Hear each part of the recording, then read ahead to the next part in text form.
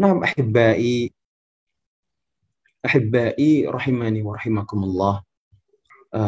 Di sini Bapak Ibnu menyampaikan atau mengamanahi saya sebuah judul yang sejujurnya sangat berat sekali. Terlebih saya di sini bukan seperti asatidzah yang lalu yang pernah bergabung juga bersama Baba Talks, ya, seperti Ustadz Aris Munandar hafizahullah taala dan juga asatidzah yang lainnya. Dan tentunya di sini saya bergabung bersama Baba Ibnu Allah yahfad ya hafizahullah taala, tentunya adalah ya sebagaimana kita memiliki kewajiban satu sama lain untuk mengingatkan, untuk saling memberi nasihat sebagaimana Ana membutuhkan nasihat dari antum sekalian, dan mungkin apa yang Ana juga bisa memberi sedikit nasihat kepada teman-teman sekalian.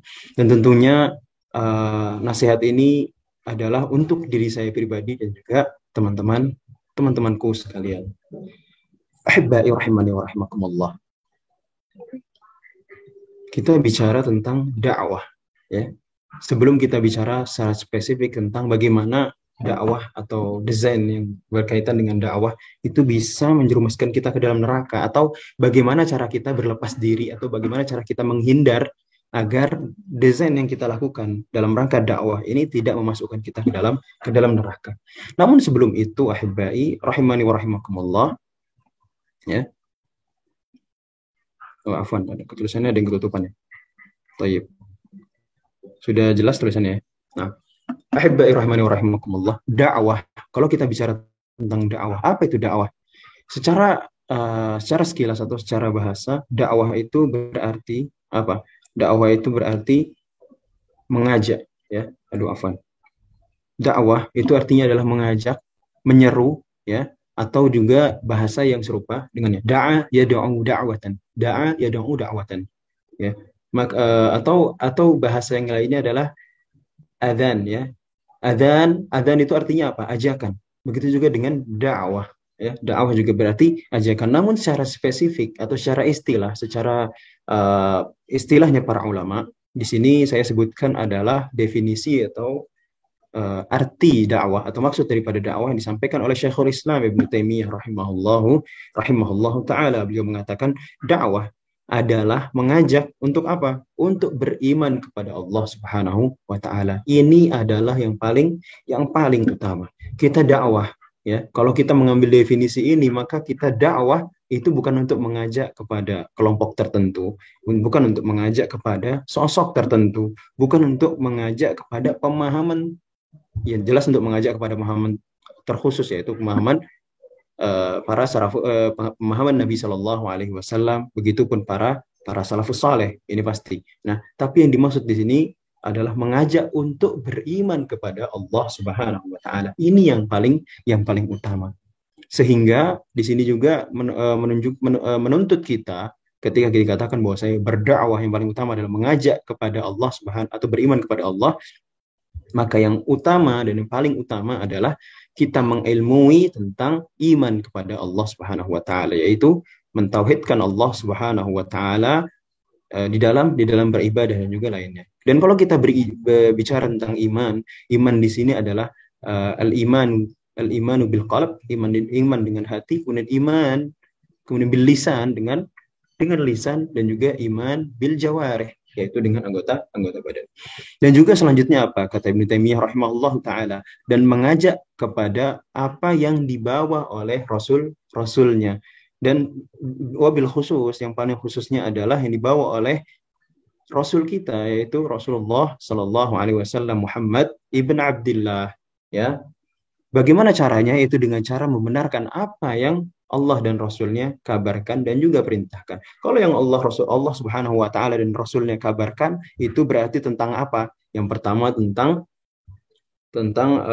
cerita-cerita di masa lalu yang berkaitan dengan para nabi atau kaum-kaum durhaka di masa lalu, atau cerita-cerita tentang yang akan terjadi di masa depan, dan juga kabar-kabar yang lainnya, atau kabar-kabar yang berkaitan dengan seperti bahwasanya Allah Subhanahu wa taala, bahwasanya di dunia itu terdapat lautan yang terbelah menjadi dua, atau kabar tentang bahwasanya kabar tentang penciptaan manusia dan lain sebagainya. Dan juga apa yang kita benarkan juga, yaitu adalah tentang perintah. Apa itu perintah? Yaitu syariat.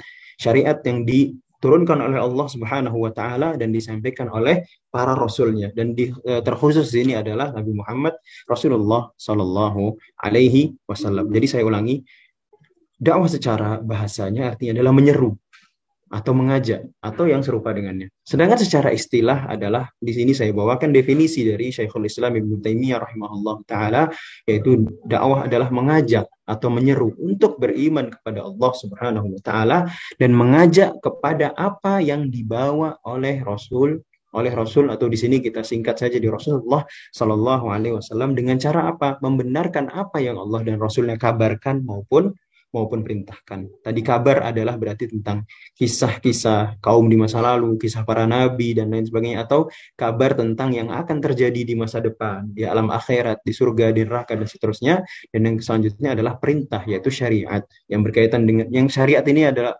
berkaitan dengan perintah, berkaitan dengan larangan, berkaitan dengan halal dan haram dan yang lain sebagainya.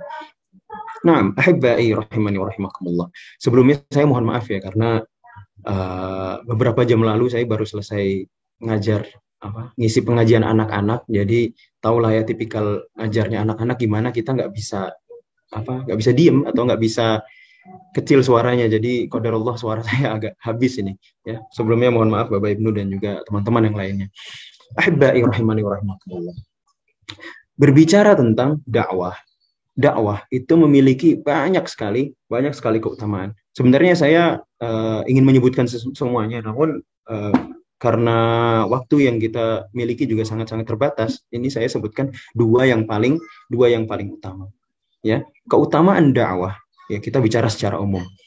Dakwah itu memiliki banyak keutamaan. Yang pertama adalah merupakan wadhifah atau pekerjaannya para nabi dan rasul, serta para pengikut mereka, yaitu siapa? Orang-orang saleh, para wali-wali Allah, ya, para wali-wali Allah. Sebagaimana Allah Subhanahu wa taala itu menyebutkan tentang wadhifah mereka, ya, dan juga ciri, ya, dan ciri yang dimiliki oleh para nabi dan rasul dan juga para pengikutnya, yang mereka itu merupakan para duat atau orang-orang yang berdakwah di jalan Allah Subhanahu wa taala. Allah Subhanahu wa taala berfirman dalam surat Al-Ahzab ayat ke-39. Alladzina yuballighuna risalatillah wa yakhshawnahu wa la yakhshawna ahadan illallah wa kafa billahi hasiba. Allah Subhanahu wa taala berfirman yang artinya, ya, di sini Allah Subhanahu wa taala menyebutkan tentang wadhifahnya para nabi, ya. Mereka, yaitu para nabi, adalah alladzina yuballighuna risalatillah, yaitu orang-orang yang menyampaikan risalah atau pesan-pesan dari Allah Subhanahu wa taala, ya. Kemudian apa? Di sini Allah Subhanahu wa taala menyebutkan salah satu sifat. Nah, ini sifat ini akan berkaitan dengan apa yang akan kita sampaikan di akhir. Jadi camkan baik-baik. Yaitu apa? Wa yakhshawnahu wa la yakhshawna ahadan illallah. Itu apa? Mereka takut kepadanya, yaitu kepada Allah Subhanahu wa taala, dan tidak merasa takut kepada siapapun kecuali siapa? Kecuali hanya kepada Allah Subhanahu wa taala. Wa kafa billahi hasiba. Dan cukuplah Allah Subhanahu wa taala sebagai pembuat perhitungan, ya. Kemudian keutamaan yang kedua dari dakwah adalah Allah Subhanahu wa taala akan menjanjikan pahala yang berlipat-lipat ganda bagi orang yang berdakwah, menyeru, mengajak kepada jalan Allah Subhanahu wa taala. Sebagaimana Rasulullah Shallallahu Alaihi Wasallam bersabda di dalam hadis yang diriwayatkan oleh Imam Muslim, dan hadis ini bukanlah hadis yang asing, ya. Ayat tadi juga bukanlah ayat yang asing. Hadis ini sering kita dengar, terutama yang berkaitan dengan keutamaan berdakwah di jalan Allah Subhanahu wa taala, yang mana Rasulullah Shallallahu Alaihi Wasallam bersabda, "Man da'a ila huda," barang siapa yang menyeru kepada al-huda. Huda di sini menuju hidayah, menuju petunjuk, menuju Allah Subhanahu wa taala. Kana lahu minal ajr, maka dia akan mendapatkan al-ajr, ya. Al-ajr di sini adalah artinya pahala. Mithla ujuri man tabi'ahu, ya, pahala yang dia dapat seperti pahala yang didapat oleh orang yang mengikuti kebaikan yang dia serukan. Ya, saya ulangi lagi. Orang-orang yang menyeru kepada kebaikan, kepada hidayah, ya, Orang-orang yang menyeru kepada kebaikan, kepada hidayah, maka Allah Subhanahu wa taala janjikan apa? Janjikan pahala, janjikan kebaikan. Seberapa besar pahala yang dia miliki atau yang Allah Subhanahu wa taala janjikan kepada mereka, yaitu mithla ujuri man tabi'ahu, yaitu seperti pahala dari kebaikan yang diikuti oleh orang yang dia seru. Ya. Jadi ketika dia menyeru, ketika dia berdakwah, kemudian orang tadi mengamalkan apa yang kita dakwahkan, maka kita akan mendapatkan pahala seperti yang dia dapatkan ketika mengamalkan apa yang kita dakwahkan tersebut. Ya.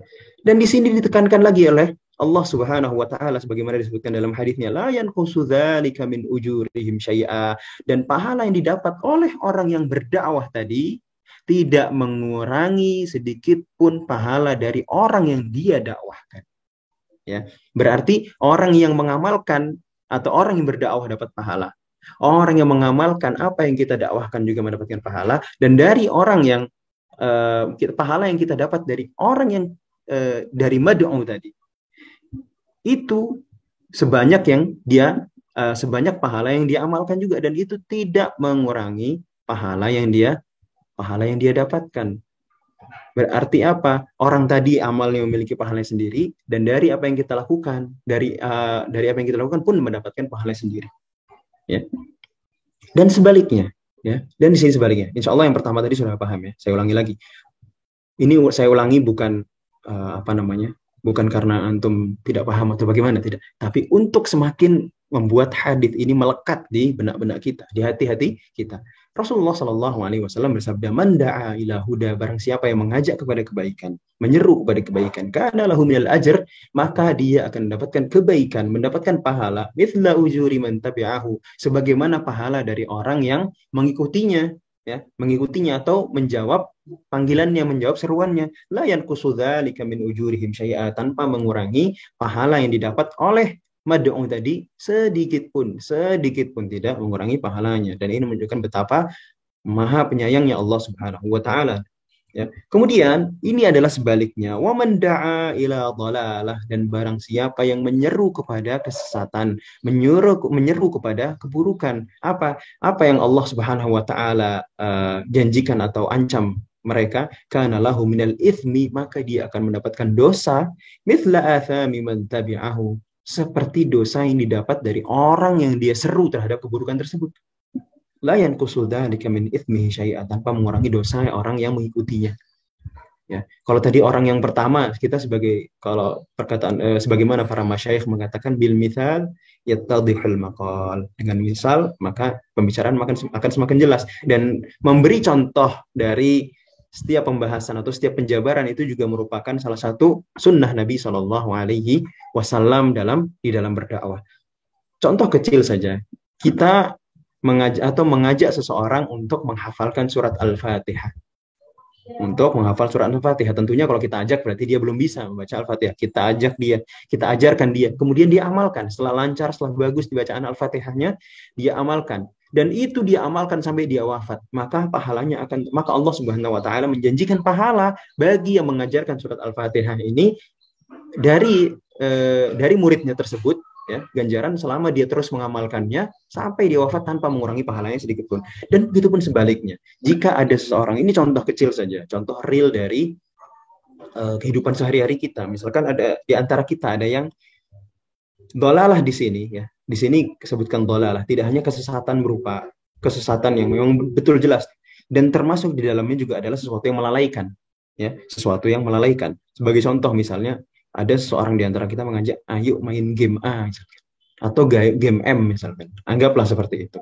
Lalu dia kecanduan, ya, teman yang kita ajak tadi kecanduan. Selama orang tadi masih memainkan game tersebut, selama orang tersebut masih terlalaikan dari salatnya karena game tersebut, selama orang tadi masih terlalaikan dari Allah Subhanahu wa taala, dari mengingat Allah, dari membaca Al-Qur'an gara-gara game tersebut, maka dosa orang tersebut juga sampai kepada kita, kecuali jika sudah bertaubat dan mengajak orang tadi untuk bertaubat juga. Nah, kalau udah bertaubat lain cerita. Nah, ahibbai rahimani wa rahimakumullah, ini adalah dua keutamaan dari sekian banyak keutamaan dari berdakwah di jalan Allah Subhanahu wa taala. Nah, kita lanjutkan. Kemudian ahibbai rahimani wa rahimakumullah, dakwah kepada Allah itu adalah tujuan, ya, adalah tujuan. Sedangkan wasilahnya itu sangat banyak sekali. Wasilah daripada dakwah itu sangat banyak sekali.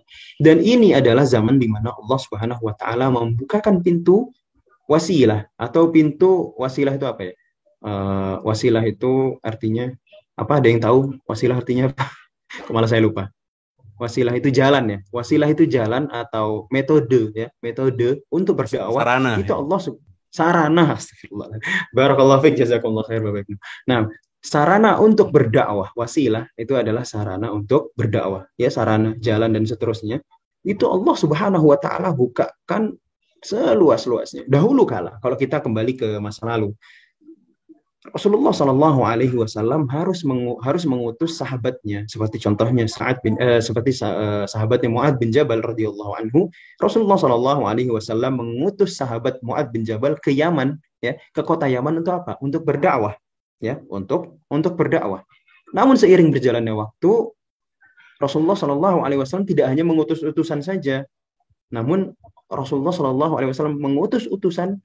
Bukan. Di awal Rasulullah Shallallahu Alaihi Wasallam itu berdakwah, misalkan langsung terjun ke masyarakat. Kemudian yang kedua, cara berikutnya misalkan adalah dengan mengirim surat-surat kepada raja-raja. Ini juga wasilah, ya. Ini juga sarana dakwah, yaitu dengan mengirim surat. Kemudian yang lainnya juga adalah dengan mengirim utusan kepada suatu kaum untuk mengajari mereka syahadat, ya, untuk mengajari mereka tauhid, untuk mengajari mereka salat, zakat, dan lain-lain sebagainya. Kemudian seiring berjalannya waktu, sampai datanglah, sebagai contoh saja, datanglah masa di mana ada teknologi namanya radio misalkan. Saya nanti bisa kita cek lagi, ya. Saya lupa mana yang lebih dulu antara alat perekam atau radio, ya, atau telepon, ya, sebagainya. Intinya ada teknologi-teknologi seperti perekam suara, sehingga kita bisa merekam suara kita sampaikan kepada saudara kita yang jauh. Kalau zaman dulu belum seperti sekarang tinggal kirim link. Zaman dulu kita rekam suara kita dengan piringan, lalu piringan tersebut kita kirim ke daerah yang membutuhkan atau kepada saudara kita.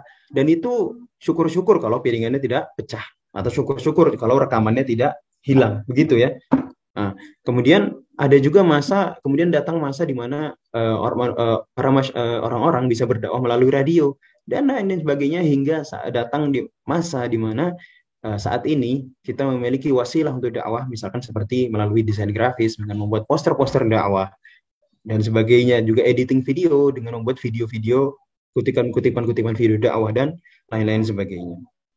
Dan ini semuanya adalah wasilah. Tentunya wasilah di sini, ya, wasilah untuk tahu, wasilah di sini ada yang halal dan juga haram. Maksudnya di sini wasilah asalnya semuanya halal, namun ketika ghalaba alaihil haram, ketika suatu wasilah tersebut lebih banyak haramnya, maka menjadi haram, ya. Kayak misalkan sebagai contoh, misalkan radio itu wasilah, alat, ya, atau hanya sebagai sarana untuk berdakwah.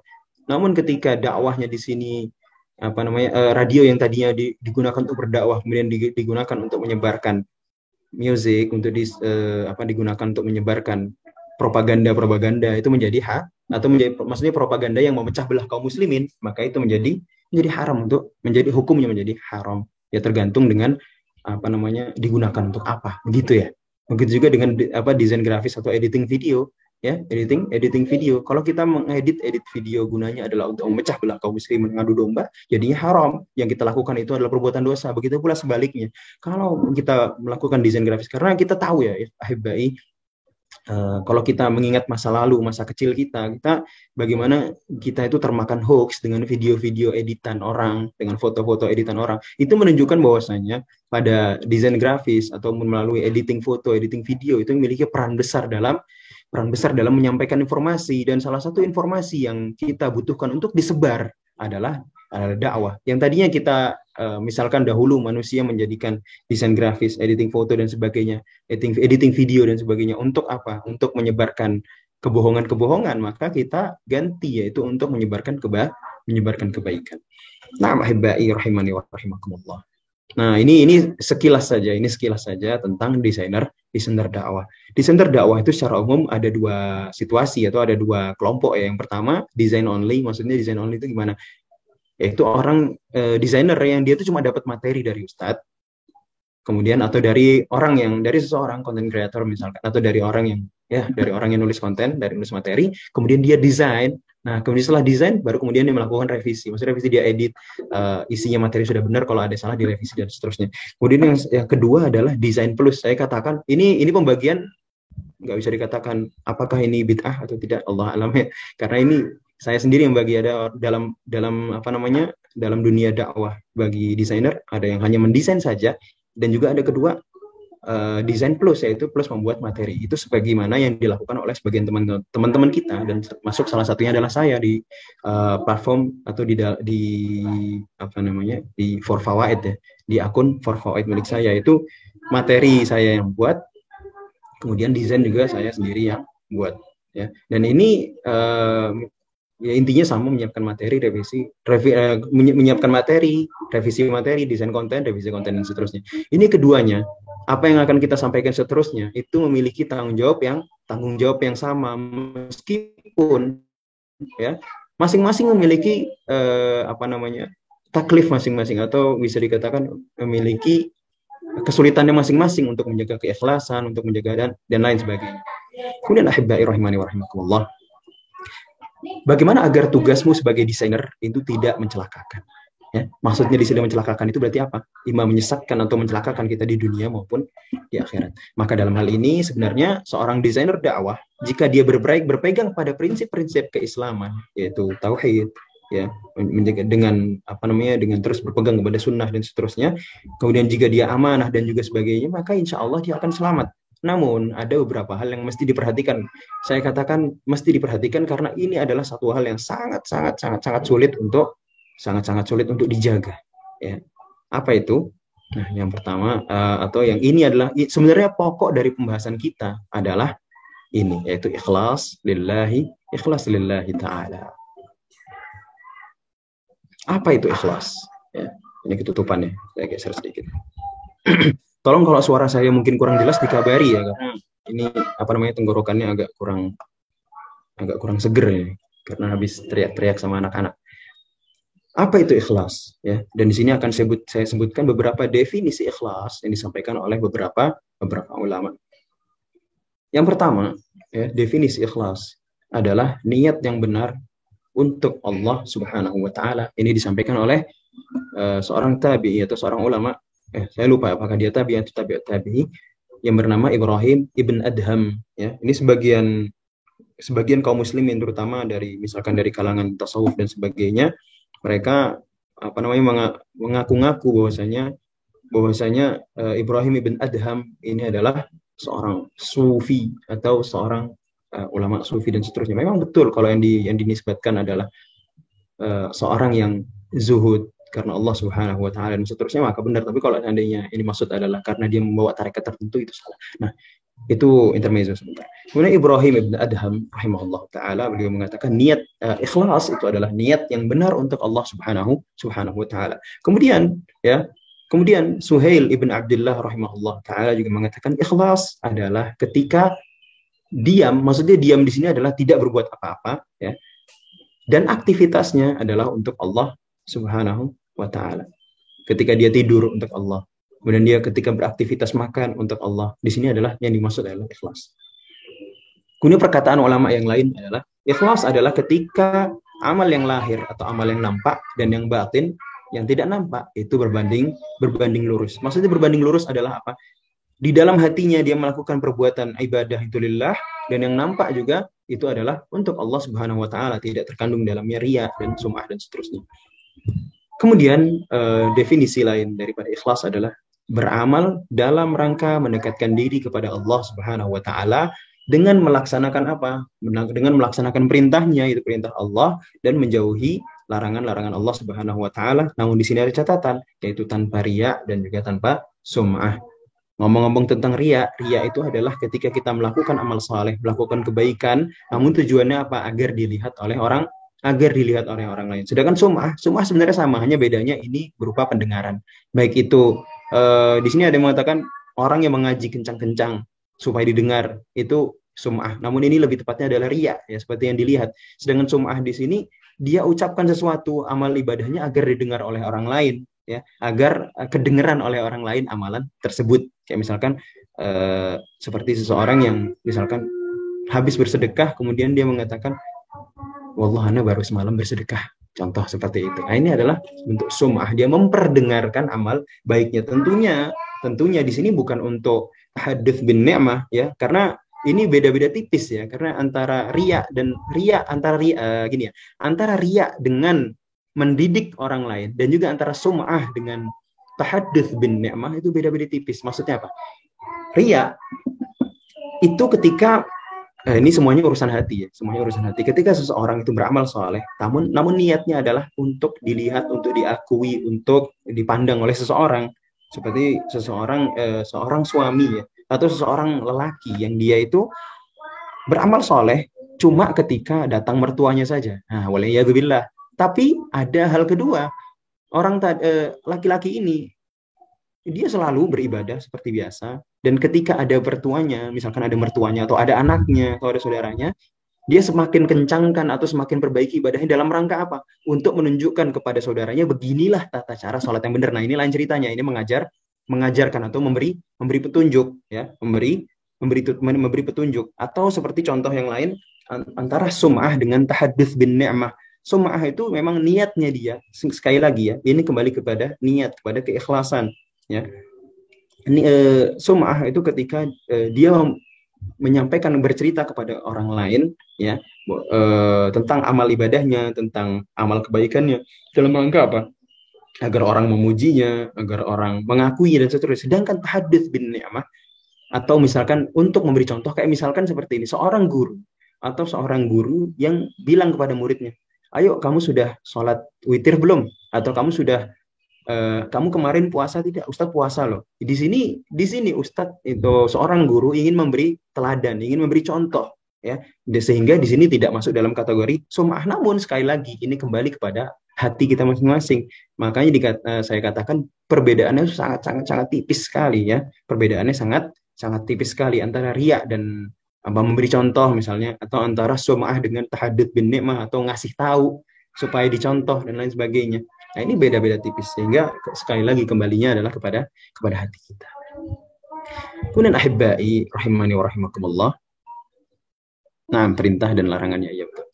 Kemudian perhatikan berkaitan dengan hadis ini ya, mari kita perhatikan hadis berikut. Afwan. Di dalam Sahih Muslim terdapat sebuah hadis ya.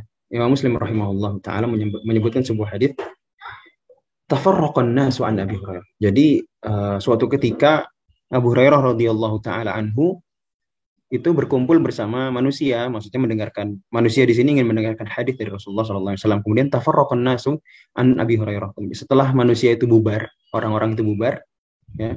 Qala lahu natilu ahli Syam. Seorang pemuda atau seorang penduduk Syam, ya. Kita terjemahkan seperti itu saja singkatnya. Seorang penduduk Syam itu berkata kepada Abu Hurairah, ayyuhas syekh, wahai syekh, ya, ayyuhas syekh. Nah, di sini kita tahu bahwasanya sebutan syekh itu nggak hanya berlaku sekarang, zaman dahulu juga. Ya, Abu Hurairah juga dipanggil syekh. Tapi di sini syekh ini bukan sekedar orang yang lebih tua, namun di sini adalah seorang yang berilmu. Ayyuhas syekh, wahai syekh, haddatsna haditsan. Sebutkanlah kepadaku sebuah hadits, ya. Sampaikanlah kepadaku sebuah hadits. Oh, ini ketutup ya? Sebelah mana ketutup?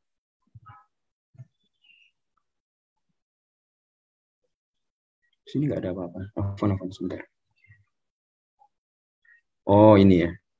Nah, masih ada nggak? Sudah hilang belum ya?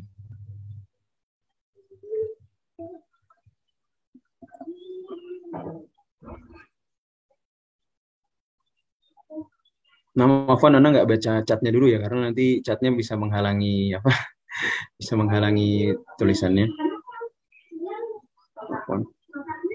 Nah, jadi saya ulangi lagi, ketika manusia sudah bubar dari sekeliling Abu Hurairah, seorang dari Syam itu bertanya kepada Abu Hurairah radhiyallahu taala anhu, ayyuhas syekh, wahai syekh, haditsna haditsan, sampaikan kepada kami sebuah hadits. sami'tahu min Rasulillah sallallahu alaihi wasallam, yang kamu dengar dari Rasulullah, dari yang engkau dengar dari Rasulullah sallallahu alaihi wasallam. Kemudian apa kata Abu Hurairah radhiyallahu taala anhu?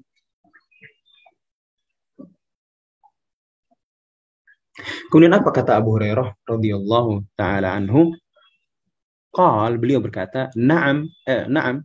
Ya, oke gitu ya. Kalau bahasa kita oke. Ya, sami'tu Rasulullah sallallahu alaihi wasallam yaqul. Aku mendengar Rasulullah sallallahu alaihi wasallam bersabda, "Inna awwalan nasi yuqda yaumal qiyamah."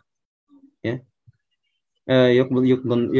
Inna awwalan nasi yuqda yaumal qiyamati alaih. Sesungguhnya manusia yang paling pertama diqadha, atau yang pertama kali disidang, ya. Bahasa kita semacam disidang atau dihukumi atau apa namanya, disidang, ya, disidang yaumal qiyamah, pada hari kiamat, ya, adalah rajulun istashhad, yaitu seseorang yang mati syahid. Kalau mati syahid berarti dia sedang apa? Umumnya yang kita tahu adalah dia pergi berperang, misalkan pergi berperang, berjihad fisabilillah, kemudian dia mati syahid. Fa'utiya bihi, kemudian didatangkanlah orang tersebut. Fa'arrafahu ni'amahu. Kemudian Allah Subhanahu wa taala menampakkan kenikmatan-kenikmatan yang dia dapatkan. Fa'arrafaha, lalu orang tersebut pun mengakuinya. Iya, maksudnya dia mengetahui bahwasanya yang disampaikan adalah nikmat-nikmat yang dia sampaikan. Salah satunya adalah kenikmatan mati syahid. Maka Allah Subhanahu wa taala bertanya kepadanya, "Fama amilta fiha?" Ya, mengapa kamu berbuat demikian? Ya, mengapa kamu berjihad di jalan? Mengapa kamu berjihad? Kamu pergi berperang dengan gagah berani, kemudian engkau mati syahid. Untuk apa? Kata Allah Subhanahu wa taala. Maka orang tadi menjawab, "Qataltu fik." Aku berperang di jalanmu ya Allah, hatta stashhadtu, sehingga aku mati syahid. Ya, sehingga mati syahid. Orang tadi berkata, "Aku berperang di jalanmu ya Allah, tujuannya satu, untuk mati syahid." Kata orang tersebut. Maka Allah Subhanahu wa taala menampik perkataannya dengan berkata apa? Kadzabta, engkau berdusta, kau berbohong, kata Allah Subhanahu wa taala. Mengapa demikian? Walakinnaka. Nah, di sini Allah Subhanahu wa taala berbicara tentang sesuatu yang tidak bisa orang tadi sebutkan, yaitu tentang apa? Tentang hatinya.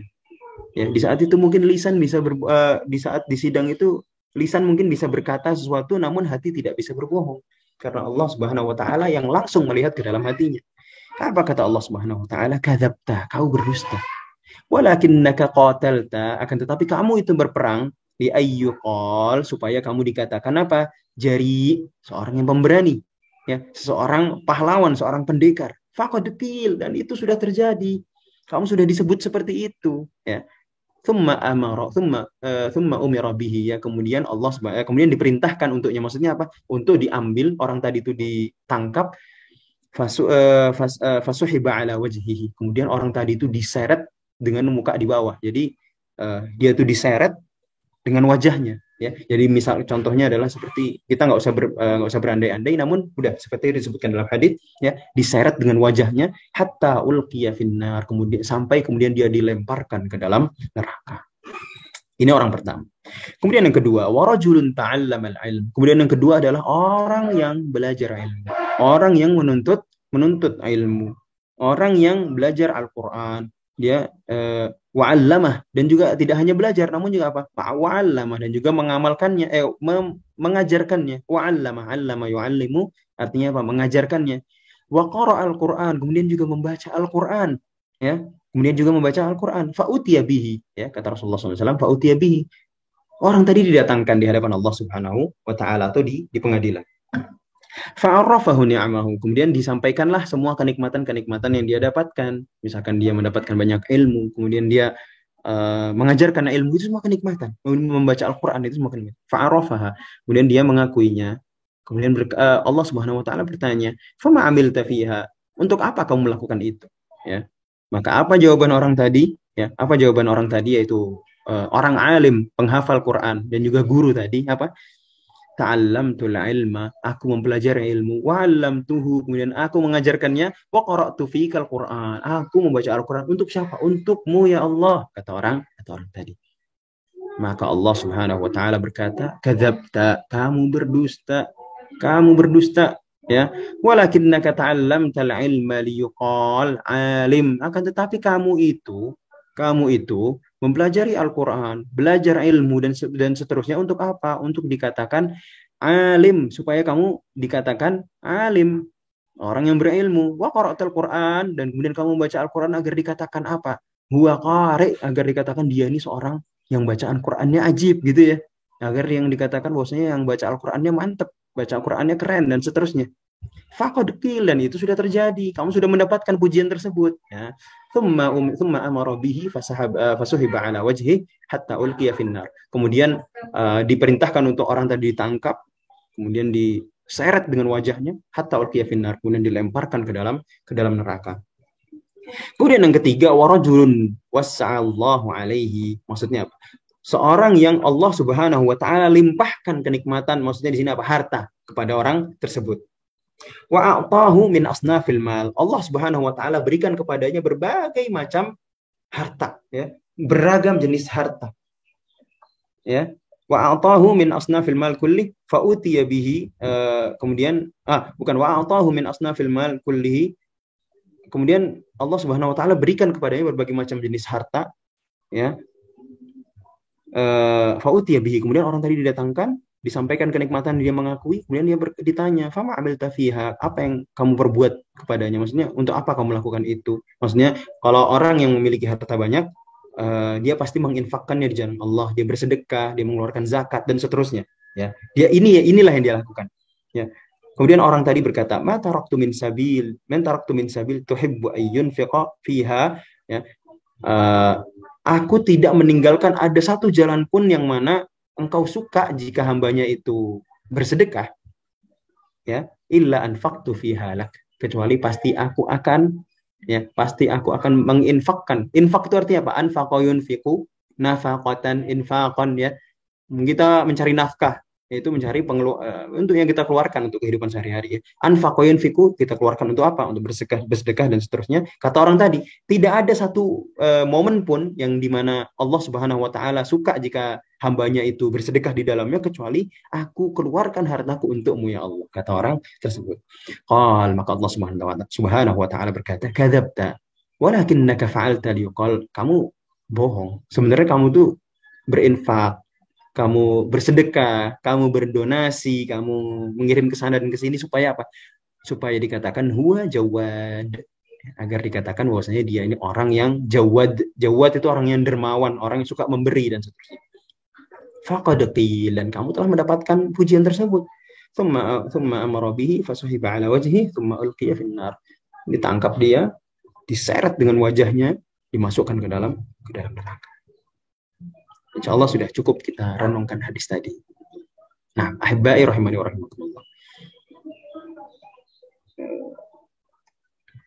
Kemudian di sini ahibbai rahimani wa rahimakumullah, apa saja faedah yang dapat kita ambil dari hadis tadi? Sebenarnya kalau kita ingin jabarkan semua faedahnya, sangat banyak sekali faedah yang dapat kita ambil, namun kita tidak bisa membahas semuanya. Di antara faedah-faedah yang dapat kita ambil dari hadis tersebut adalah, pertama, pentingnya ikhlas dalam beramal soleh. Dan kita tahu bahwasanya ini kaitan dengan yang poin yang kedua, yaitu Allah Subhanahu wa taala itu Maha mengetahui isi hati seorang hamba, isi hati manusia, sehingga apa? Sudah sepatutnya bagi kita untuk menjaga, sebagaimana kita menjaga lisan kita agar tidak berkata kecuali yang baik, begitupun kita menjaga hati kita agar tidak berpikir atau tidak memikirkan atau tidak meniati sesuatu yang buruk, gitu ya. Khususnya berkaitan dengan amal saleh.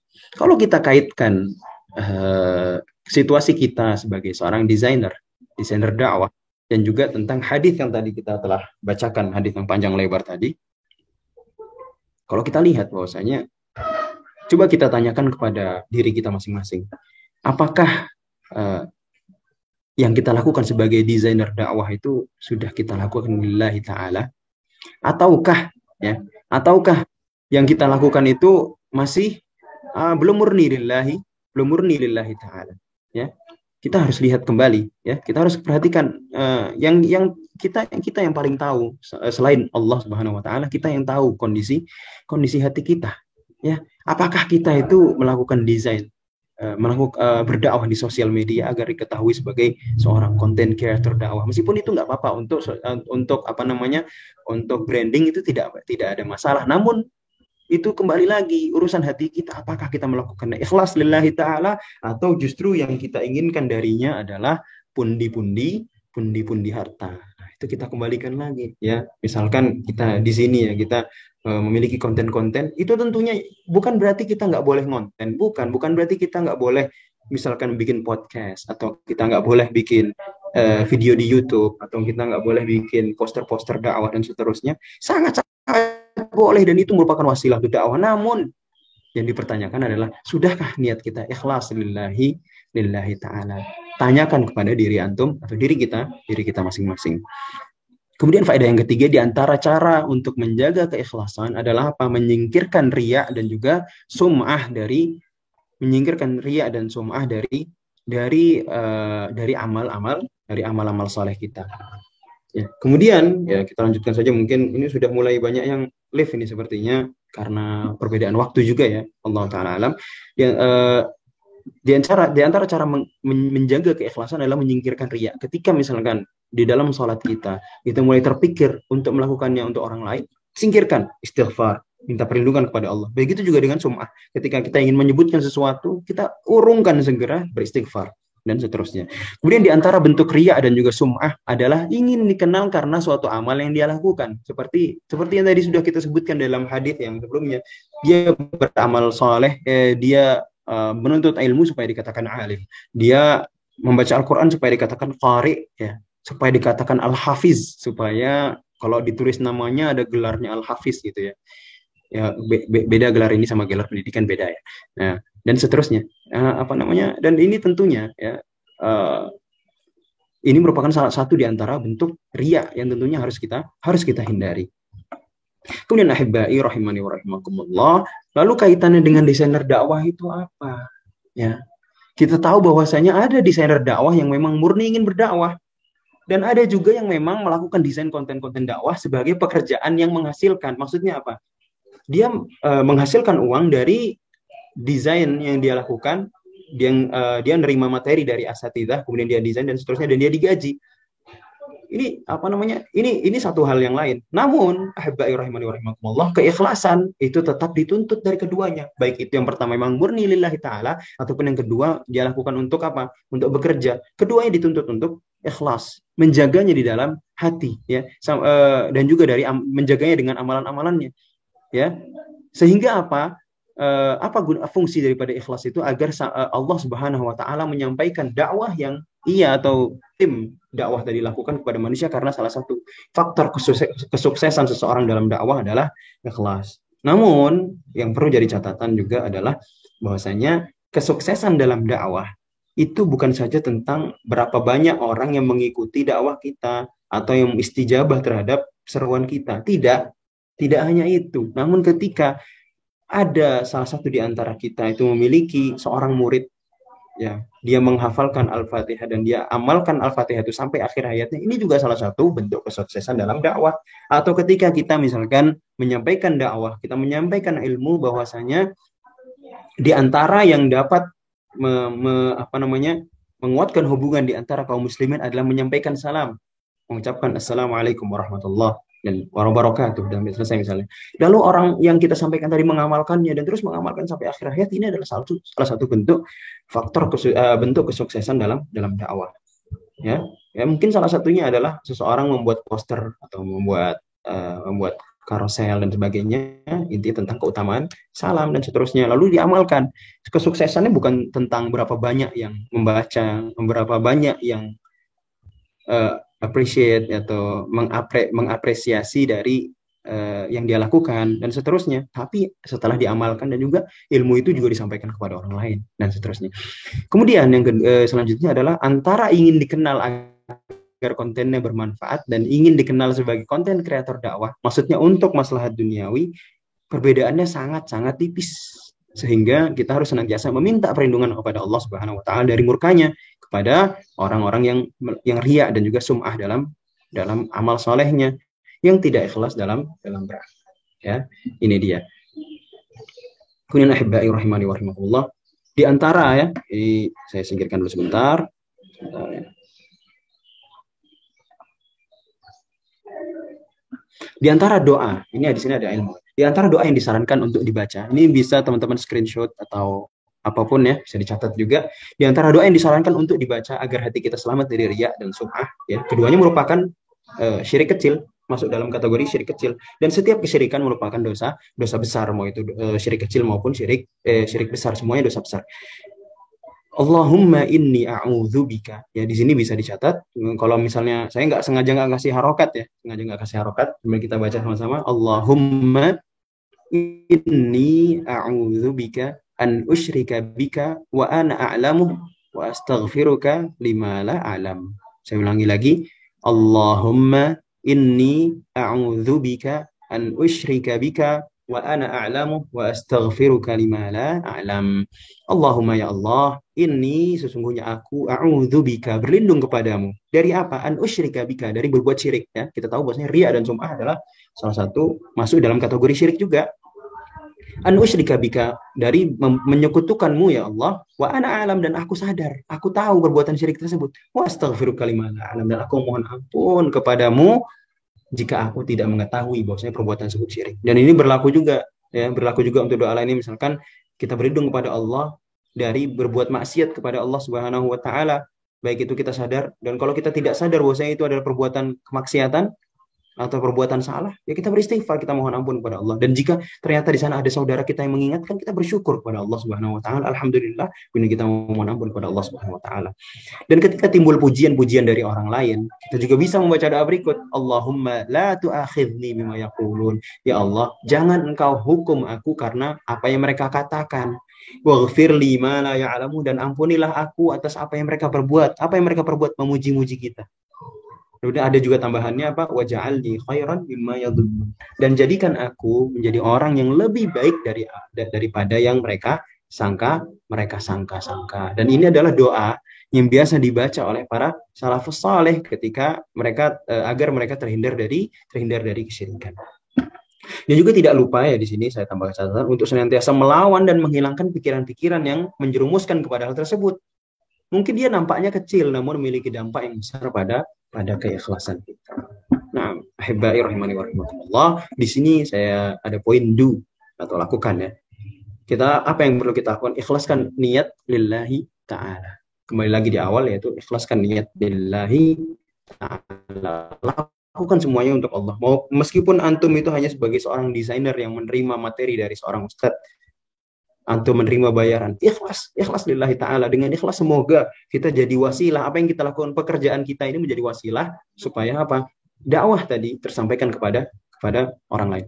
Kemudian camkan bahwasanya apa yang kita tulis, yang kita desain, itu akan dipertanggungjawabkan di hadapan Allah Subhanahu wa taala kelak di akhirat. Hendaknya kita takut, kita bertakwa kepada Allah Subhanahu wa taala. Supaya apa? Supaya kita itu tidak serampangan ketika membuat desain. Kita tidak serampangan ketika mencari materi dan seterusnya.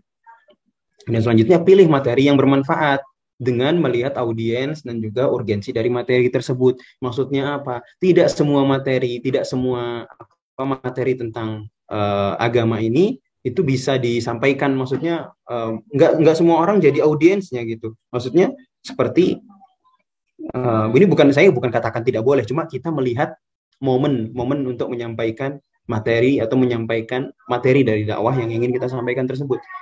Seperti contohnya antum kalau belum punya kapasitas atau misalnya audiens antum itu rata-rata adalah orang-orang yang baru saja belajar agama. Maka yang diantara yang bermanfaat untuk mereka adalah apa? Kenalkan mereka terhadap Al-Quran, kenalkan mereka terhadap hadis, kenalkan mereka terhadap sunnah Nabi Shallallahu Alaihi Wasallam. Kemudian kenalkan mereka terhadap para salafus saleh, ya, para salafus saleh dan seterusnya. Ini yang saat ini bermanfaat untuk mereka. Jangan ujuk-ujuk tiba-tiba bahas kesesatan fulan, ujuk-ujuk tiba-tiba membantah syubhat fulan. Belum waktunya atau bukan tugas antum. Dan ini biasanya orang yang suka repost ini ya. Ittaqillah, saya katakan, orang yang tukang repost. Memang kadang ya begitulah. Kadang-kadang bermanfaat, kalau dikatakan bermanfaat, iya bermanfaat, namun kadang juga bisa menjadi sarana untuk memecah belah. Bukan saya katakan, kalau katakan memecah belah antara yang hak dan batil itu bagus. Memang itu tujuan kita untuk berdakwah, itu apa, sebagai al-furqan, untuk memecah belah antara yang hak dan yang batil. Namun yang dia sampaikan dia kebaikan. Tapi kebaikan itu mungkin waktu lokasinya atau audiensnya dia sampaikan itu tidak tepat, ya, tidak tepat. Seperti contoh kecil seperti orang-orang yang melakukan promosi poligami dan seterusnya, contoh kecil aja itu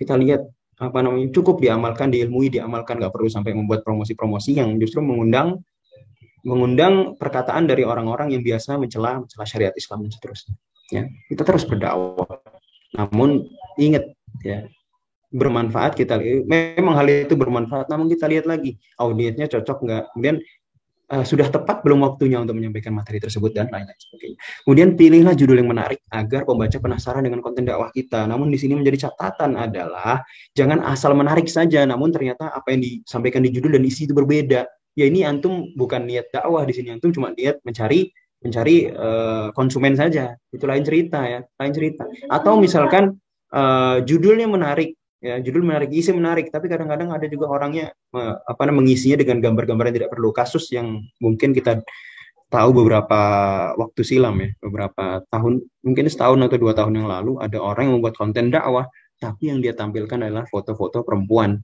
Ya, ini nggak pada tempatnya, nggak pada tempatnya. Dia sampaikan mungkin betul, saya nggak baca semuanya. Mungkin betul atau niatnya dia adalah untuk memberi nasihat, tapi kok dipasang adalah gambar-gambar foto perempuan, tentunya itu tidak layak, ya.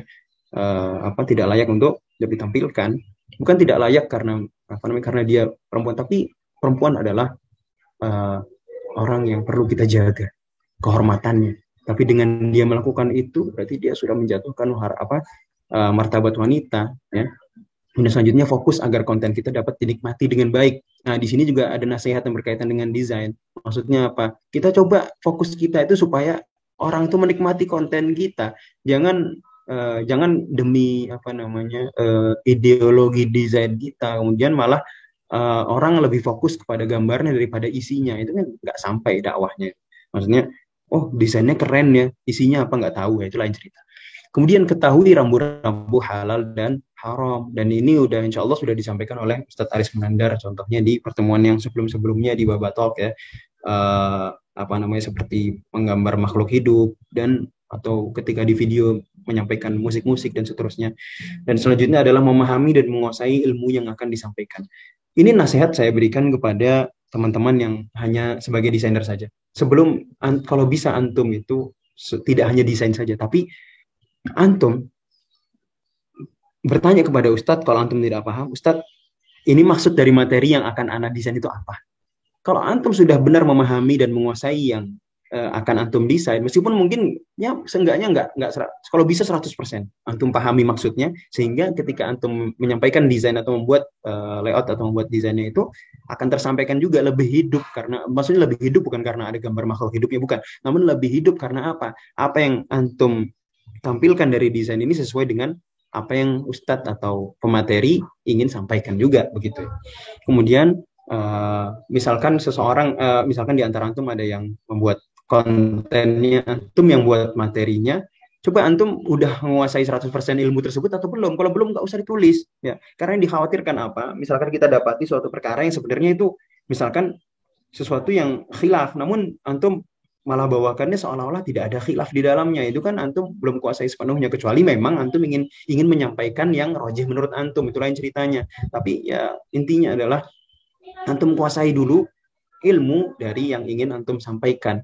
Karena kita tahu kita tidak mungkin berdakwah kecuali dengan ilmu, ya. Dan gini, kalau kita bekal dari kita berdakwah adalah berilmu, dan diantara tuntutan dari ketika seseorang itu berilmu, sudah mengilmui suatu perkara adalah mengamalkannya. Dan hanya itu kita mendakwahkannya.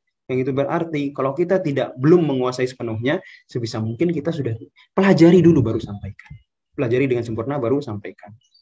Kemudian yang selanjutnya adalah amanah ilmiah. Lakukan sesuai dengan amanah ilmiah. Maksudnya apa? Cantumkan sumber dan juga rujukan materi. Kemudian seandainya antum menyampaikan suatu hadis, pastikan bahwasanya hadis itu sahih atau hadis itu memang layak untuk memang hadis itu pantas untuk kita sampaikan. Misal hadis itu bukanlah hadis yang palsunya keterlaluan atau memang hadis yang benar-benar palsu dan seterusnya, ya, kita pastikan dulu.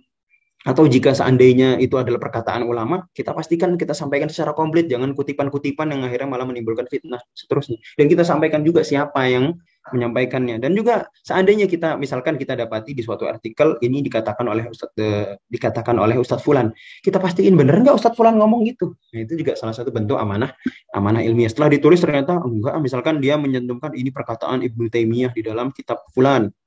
Setelah dicek ternyata nggak ada. Nah, antum pastiin dulu gitu kan. Kalau antum tidak bisa memastikan, seenggaknya ada orang yang bisa memastikan kebenaran dari materi tersebut. Nah, ini juga salah satu bentuk amanah amanah ilmiah. Oke, selanjutnya jangan lakukan jangan menampilkan gambar atau audio-audio yang diharamkan seperti lukisan-lukisan makhluk hidup, kemudian ada aurat, wanita, musik dan seterusnya ya. Ini insya Allah sudah disampaikan oleh asatidzah yang menyampaikan sebelum saya. Kemudian selanjutnya desain dan materi tidak nyambung, bahkan cenderung tidak ada kaitannya. Sebagaimana tadi saya sampaikan, ada kasus yang lalu, di isinya nasihat, misalkan salah satu bentuk cinta kepada Rasulullah, bla bla bla bla, tapi yang digambarkan wanita berkerudung, menampilkan kecantikan dan seterusnya. Ittaqillah, ya ini nggak ada nggak ada kaitannya sama sekali. Bahkan cenderung ini bisa saya katakan eksploitasi ya, karena nggak pantas dia melakukan hal itu, dia tidak pantas. Ya, dakwah lillah. Kalau ingin menyampaikan gambar, jangan malah menyampaikan gambar wanita. Materi dan gambarnya sama sekali tidak nyambung. Bahkan kalau kita lakukan, ngapain dia ini gitu ya? Ngapain dia ini? Ittaqillah aslahakallah. Semoga Allah memperbaiki urusannya. Ya. Makanya itu cukup banyak menimbulkan kontroversi ketika itu. Ya. Kemudian tidak mencantumkan sumber dan rujukan. Jangan pernah, kalau sebisa mungkin antum tidak mencantumkan sumber dan kecuali itu adalah kata-kata antum pribadi. Ya, ini salah satu yang saya praktekkan ketika ngonten di For Fawaid ya. Ketika ngonten di For Fawaid. Kalau itu adalah catatan saya pribadi ya, saya tulis oleh Muhammad Haris Lutfi, kan seperti itu. Ini juga salah satu bentuk amanah ilmiah ya.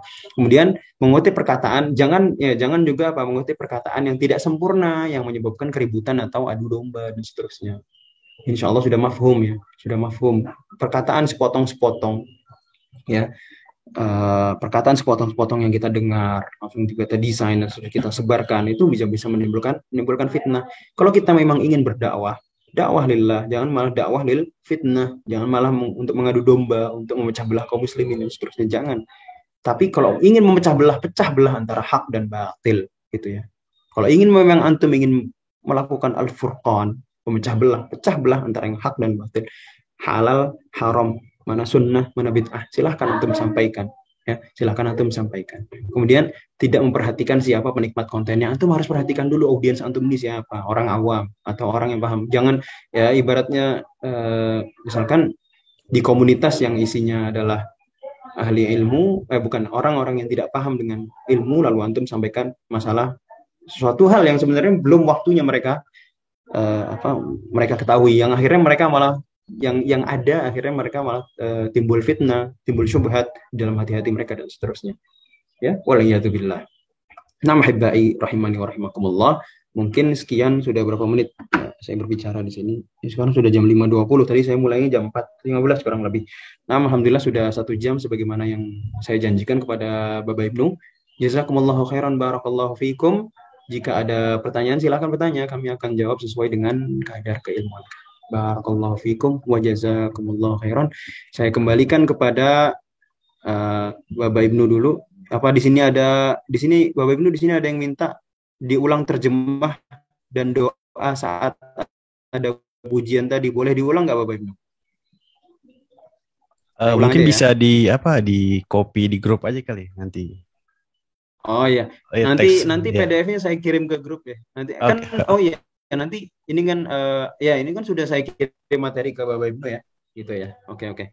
Khair insyaallah. Nah, kami untuk selanjutnya saya serahkan kepada Bapak Ibnu alaihi falyatafaddal. Jazakumullahu khairan, barakallahu fikum.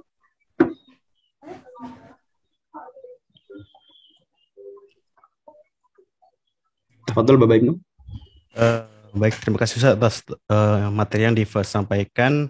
Ini ada pertanyaan, apakah kita berdosa jika kita berdakwah atau nasihat tentang sesuatu tapi kita belum istiqomah atau terkadang masih lalai melakukannya? Contoh kita menyuruh untuk sholat tepat waktu dalam 5 kali tapi terkadang kita masih belum tepat waktu. Bagaimana Ustaz? Barakallahu fikum, jazakumullah khairan. Sama sekali nggak berdosa. Karena kita tahu bahwasanya ketika kita menyampaikan nasihat utamanya nasihat itu untuk siapa sebenarnya? Pertamanya kan untuk kita pribadi dulu. Lalu kita sampaikan kepada orang lain. Tujuannya apa? Kita amalkan, orang lain juga amalkan. Yang berdosa adalah ketika kita menyampaikan itu, kita sudah tahu ilmunya, dan kita misalkan belum bisa sepenuhnya mengamalkan apa yang kita dakwahkan tersebut, dan kita tetap bertahan di situasi tersebut, itu yang berdosa. Maksudnya apa? Contoh ya, dengan contoh misalkan kita sholatnya masih bolong-bolong, kemudian kita bilang ke orang lain, kalau bisa kita sholatnya jangan bolong-bolong, tapi kemudian kita juga berusaha mengamalkan nasihat tersebut, ini nggak berdosa. Tapi ketika dia udah, ayo sholat, tapi dia malah nggak sholat, nah ini lain ceritanya, dia jelas berdosa. Karena apa? Dia justru meremehkan atau menganggap miring, menganggap tidak penting nasihat yang dia sampaikan sendiri, itu lain ceritanya. Allahu taala alam. Itu Bapak Ibnu ya. Kemudian adalah pertanyaan, sekarang saya diberi amanah di tim desain lembaga dakwah fakultas dan kampus, bahan materi dari tim lain. Kemudian diberikan kepada saya untuk didesain, apakah ini boleh? Sebab dikatakan bahwa sebelum saya desain harus menguasai materinya terlebih dahulu.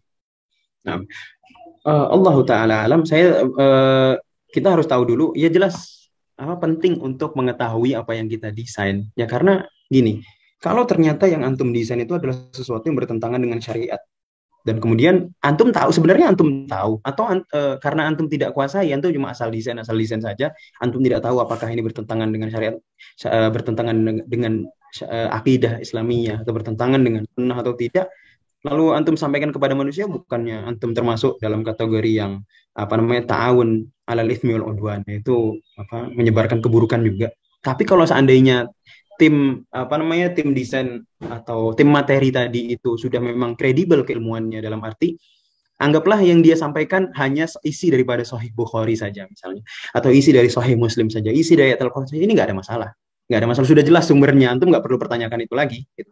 Tapi kalau ternyata di dalamnya malah terdapat hal-hal yang ternyata antum sendiri, ini bener nggak sih, nah ini antum kan punya hak untuk berdiskusi terlebih dahulu, ini bener nggak. Nah ini yang saya maksud apa, menguasai materi tersebut. Kalau misalnya untuk memastikan bahwasanya hal itu benar atau tidak, itu adalah poin saya. Dan bagus lagi kalau ternyata antum sudah mengetahui bahwasanya misalnya ternyata di satu momen materi yang disampaikan oleh tim adalah ternyata sesuatu yang bertentangan dengan akidah Islamiyah, lalu antum mendiskusikan hal tersebut, ini menurut saya tidak benar misalnya, kemudian antum menolak untuk desain, it's okay, itu malah suatu kebaikan gitu ya, gitu Bapak Ibnu ya, mungkin sudah terjawab. Barakallahu fikum. Apakah materi akan di-share? Ini sudah dibagikan ya, dicek di grup Telegram aja, PDF-nya sudah ada. Lalu mungkin Ustadz menyambung yang tadi, mungkin tergantung pemberi materinya mungkin ya. Jadi kalau sudah terpercaya mungkin nggak perlu dicek lagi ya. Nggak perlu dicek lagi. Cuma yang saya maksud adalah gini, makanya gini, meskipun Ustadz yang apa namanya, yang itu sudah terpercaya, tapi bukankah kewajiban kita menuntut ilmu itu tetap ada? Maksudnya gini, kalau kita itu cuma desain saja tanpa menguasai apa yang kita desain, minimal kita baca, kita pahami, itu minimal, mesti nggak harus 100%, 80%, 70%, nggak apa-apa. Tapi kalau seandainya kita cuma desain saja tanpa ilmu, maka apa bedanya dengan keledai yang membawa buku gitu loh. Itu Bapak Ibnu ya. Oke. Ingin bertanya Ustadz, apakah diperbolehkan menggunakan desain ilustrasi gambar yang dibuat sesuai khayalan anak kecil, seperti benda mati ada matanya, seperti mobil untuk berdakwah Ustadz? Kalau ini saya diskusi sama Bapak Ibnu ya. Kalau menurut Ustadz Aris Munandar kemarin bagaimana? Kalau untuk jelasnya mungkin di cek aja mungkin di video share rekamannya. Ya, untuk materi saya, betul. Jadi ini nanti, mungkin kan Bapak Ibnu pernah, lanjut silakan. Iya, jadi kan ini sepertinya sudah dijawab oleh Ustadz Aris Munandar. Nanti tinggal dicek aja linknya, nanti bisa di japri aja ya, link ditanya jawabnya. Lanjut, berdosa kita berkarya menggunakan nama pena karena khawatir ya akan lebih baik tetap memakai nama, atau akan lebih baik memakai nama asli, karena pernah dengar kalau dakwah harus pakai nama asli. Lalu bagaimana menyikapi ada teman yang hasad terhadap diri kita di sesama bidang, karena biasanya hasad berpotensi pada orang yang mempunyai sesuatu yang sama. Apakah seperti itu, Ustaz? Jadi mungkin pencantuman misalnya sosial media dia, gitu ya? Ya, sosial media dia mungkin, atau sebaiknya nggak tampilkan aja atau gimana? Sebenarnya nggak ada apa namanya, nggak harus ya, karena nama nama pena itu sesuatu yang insya Allah boleh-boleh saja. Namun sekali lagi saya katakan, kalau kita kembali kepada amanah ilmiah, karena ada sebagian orang, ini kita nggak katakan semua, ada sebagian orang yang menggunakan nama pena itu supaya apa? Supaya ketika ada suatu kesalahan yang dia lakukan, dia bisa menghindar dari tanggung jawab. Itu ada sebagian orang. Atau sebagian orang, nah apa namanya? Ya, dan kalau misalnya memang dikhawatirkan ria maksudnya, kalau amanah ilmiah nggak ada kaitannya sama ria. Ria itu kan urusannya dalam hati. Tapi kalau memang antum khawatir, ya tidak ada masalah menggunakan nama pena. Namun diharapkan ketika wal billah, kalau memang ada sesuatu yang berkaitan dengan amanah ilmiah tadi, antum bisa sampaikan dengan nama asli antum. Seperti contohnya ketika ada seorang ustadz misalkan ingin mengoreksi materi dari konten dakwah antum misalnya. Kemudian dia bertanya, kalau boleh tahu nama antum siapa? Antum sampaikan aja nama antum, kan itu nggak ada kaitannya, meskipun tidak sampaikan di publik. Atau misalkan, ini bukan sesuatu yang bermasalah ya, biidznillah ta'ala. Karena banyak kok, dari dulu banyak orang-orang yang berdakwah dengan nama pena. Dan tentunya tujuan apapun, kembali kepada tujuan masing-masing, gitu ya. Ini menyikapi teman yang hasad. Banyak-banyak berdoa ya, banyak-banyak berdoa, mohon kepada Allah. Antum tahu bahwasanya di dalam zikir pagi dan petang itu kan juga uh, terdapat doa a'udzu bikalimatillahi tammati min syarri ma khalaq, dan di antara keburukan makhluk Allah itu adalah orang-orang yang hasad gitu. Gitu ya. Kita meminta berlindung pada Allah, baca zikir pagi dan petang. Tapi kalau memang orang tersebut memang masih hasad kepada kita, ya nasihatin saja. Nasihatin, takillah, takut sama Allah. Kalau memang apa namanya, ya mungkin kita bisa menghindari untuk berinteraksi dengan mereka. Kalau memang mereka itu memang orang hasadnya kuat sekali. Sama jangan lupa meminta perlindungan kepada Allah Subhanahu wa taala. Gitu ya. Bapak Ibnu mungkin ada lagi atau bagaimana?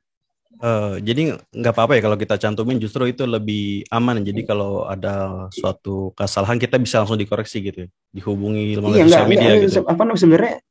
Iya, malah bagus lagi kalau kita misalkan menggunakan nama asli. Ada memang ini kontroversi ya. Saya bukan kontroversi, maksudnya banyak pendapat dalam hal ini. Apa namanya? Kalau saya pribadi, dari saya pribadi, Allah taala alam, kayak saya berdakwah menggunakan for fawaid, ya kan? Saya menggunakan nama for fawaid, tapi kalau antum lihat kontennya di situ ada nama saya gitu loh. Kan nggak ada kaitannya gitu loh. Nggak ada kaitannya. Di sini misalkan antum menyampaikan suatu media, kecuali sebagaimana saya sampaikan tadi, antum pakai nama pena, kemudian antum bukan nama pena, antum pakai nama lain, kemudian antum gunanya repost, begitu ada masalah antum kabur. Nah, ini waliyatubillah, orang seperti ini hadahullah ya. Semoga Allah beri hidayah. Gitu Bapak Ibnu ya. Oke, lanjut. Apakah ada rekamannya? Nanti ada rekamannya. Lalu untuk pertanyaan memakai konsep kartun dengan wajah faceless ini juga sudah dibahas juga di pertemuan Bubble Talks pertama. Nanti akan dibagikan kembali linknya di Telegram. Lalu selanjutnya kalau kita mungkin maksudnya ini kalau kita desain poster dakwah gitu, jadi kita kopas-kopas aja gitu. Padahal kan mungkin ustadznya atau yang penulisnya itu misalnya harus mencantumkan sumber gitu. Jadi nggak asal copy-copy gitu. Bagaimana Ustadz?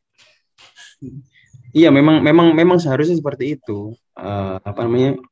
Itu adalah salah satu sikap warok kita, sikap berhati-hati ketika kita apa namanya, dalam hal ini dalam konten itu salah satu sikap berhati-hati kita, yaitu misalkan, tapi kecuali jika website yang kita datangi adalah website yang memang sudah kita percayai gitu kan. Kayak misalkan kalau di dalam kalau yang website berbahasa Arab, taruhlah websitenya Syekh Utsaimin, websitenya Syekh bin Bas dan seterusnya, atau website yang isinya ada namanya itu Jam'iyah, bukan Jam'iyah. Pokoknya ada website itu khusus untuk mencari-cari hadis. Nah, ini lain ceritanya. Antum cari dari situ nggak apa-apa. Memang itu diperuntukkan untuk mencari hadis. Atau seperti misalkan lewat Tatbik atau aplikasi Jami' Kutub Tis'ah misalkan. Nah, ini kan insya Allah sudah kredibel karena memang yang ngisi itu ulama, memang diperuntukkan untuk memudahkan urusan kaum muslimin, nggak apa-apa. Terus kalau misalnya kita dalil hadis, mencari sumber dari website, kalau ini kalau memang dalilnya sudah dijelaskan di situ ya nggak perlu. Tapi kalau misalnya di situ ada tambahan-tambahannya lagi, atau mau tambahkan websitenya sumber dari mana, ya silahkan aja, silahkan saja untuk sebagai bentuk amanah ilmiah kita, gitu ya. Mau cukupkan dengan dalilnya selama itu sudah jelas juga. Allah taala. Nggak mungkin maksudnya ini Ustaz. Jadi kalau misalnya sudah ditulis gitu kan, jadi Mm-mm. dia langsung copy aja gitu tanpa mencantumkan, mungkin kan perlu effort untuk diterjemahkan ataupun Kalau ini. mm-mm. Kalau misalnya kaitannya dengan misalkan sumber hadis atau sumber apa namanya sumber ayat itu nggak perlu ana rasa Allah taala. Tapi kalau yang kaitannya misalkan taklik atau catatan daripada misalkan kita dari website itu ada hadis, ada terjemahnya, kemudian ada takliknya juga misalkan ustadz yang menulis itu mengatakan tersebut. Nah, perkataan ini kan kalau jika kita nukilkan juga kita perlu sampaikan sumbernya dari mana gitu loh. Gitu ya. Kalau ada kaitan, tapi kalau atau misalkan kita ya kalau kalau Anda pribadi seringkali menerjemah itu hanya melihat kepada terjemahnya lalu kita terjemahkan dengan bahasa kita sendiri supaya lebih lebih dapat gitu bahasanya. Itu lain ceritanya. Itu nggak ada masalah, nggak harus sedetail itu, cuma salah satu bentuk amanah ilmiah kita kalau ada satu perkataan yang itu bukan bagian daripada dalil atau itu merupakan tafsiran daripada dalil, tafsiran daripada ayat ayat Al-Qur'an atau tafsiran daripada hadis Nabi ya kita cantumkan websitenya nggak ada masalah gitu ya. Atau contoh kecil misalkan ada ayat A misalkan terjemahnya apa lalu Ustadz Fulan menerjemahkannya atau apa namanya menafsirkan menambahkan ta'lik atau memberikan catatan untuk ayat tersebut. Ketika catatan itu kita kutip, kita tulis saja ini catatan disampaikan oleh Ustadz Fulan dalam website Fulan gitu. Gitu ya. Allahu taala alam. Oke, ada lagi atau ada yang mau bertanya secara langsung? Masih ada sekitar 5 menit lagi ya. Kalau nggak ada yang mau bertanya lagi, mungkin nasihat penutup aja Ustaz. Tidak ada nasihat yang lebih mulia daripada nasihat takwa. Mungkin hadis ini cukup menjadi penutup kita. Ittaqillaha haitsuma kunta. Ya, Rasulullah SAW bersabda, Ittaqillaha haitsuma kunta. Bertakwalah kepada Allah dimanapun kalian berada. Wa atbi'is sayyi'atal hasanata tamhuha. Setiap kita melakukan keburukan, ikuti dengan kebaikan. Maksudnya apa? Ketika kita misalkan melakukan suatu kesalahan, kita bertaubat kepada Allah, lalu kita hapus kesalahan tersebut dengan melakukan kebaikan. Atau ketika kita melakukan keburukan kepada orang lain, kita balas keburukan tersebut dengan kebaikan. Ya, ketika orang lain melakukan keburukan kepada kita, kita balas dengan kebaikan. Itu juga masuk ke dalam hal ini. Atau seperti ketika kita melakukan keburukan kepada orang lain, sebisa mungkin kita tebus kesalahan tersebut yang telah kita lakukan dengan kebaikan, baik itu dengan kebaikan kepada orang tersebut jika orang tersebut masih mungkin untuk kita berbuat baik kepadanya, atau dengan bertaubat kepada Allah Subhanahu wa taala. Karena wa'at bi'isayyi'atal hasanata tamhuha. Ikutilah keburukan dengan kebaikan, karena ia akan menghapusnya, itu menghapus kesalahan tersebut. Wa khaliqin nasa bi khuluqin hasan. Dan ini yang terakhir, dan ini berlaku untuk antum, ana dan antum semuanya, baik itu antum sebagai konsumen atau antum sebagai antum sebagai desainer atau sebagai klien dan seterusnya. Khaliqin nas bi khuluqin hasan, berakhlak dengan cara yang baik. Kalau antum itu klien, cobalah berakhlak dengan apa namanya dengan orang yang antum punya bisnis dengan akhlak yang baik. Kalau antum itu desainer, antum itu punya klien, cobalah berakhlak atau berkomunikasi dengan apa namanya dengan klien antum dengan cara yang baik, dengan cara yang sebagaimana Rasulullah Shallallahu Alaihi Wasallam ajarkan kepada kita. Ya, nah ini mungkin jadi penutup kita. Wassallallahu ala nabiyina Muhammad wa ala alihi wa sahbihi wasallam. Subhanakallahumma wa bihamdik asyhadu an la ilaha illa anta astaghfiruka wa atubu ilaik. Kami kembalikan kepada Bapak Ibnu. Barakallahu fiikum wa jazakumullah. Waalaikumsalam. Terima kasih Ustadz atas waktu dan ilmunya sangat bermanfaat. Insya Allah kita akan bertemu di kesempatan dan tema yang berbeda. Bagi teman-teman mungkin yang butuh tadi ada pertanyaan tentang makhluk bernyawa, bisa gabung di grup, bisa join dulu aja. Mungkin isi form nanti akan diberikan linknya karena Ustadz hanya mengizinkan untuk dibagikan secara khusus hanya untuk desainer saja. Jadi harap isi form dulu, nanti baru dapat izin masuk grup dan bisa diberikan linknya. Oke, Assalamualaikum warahmatullahi wabarakatuh. Waalaikumsalam warahmatullahi wabarakatuh.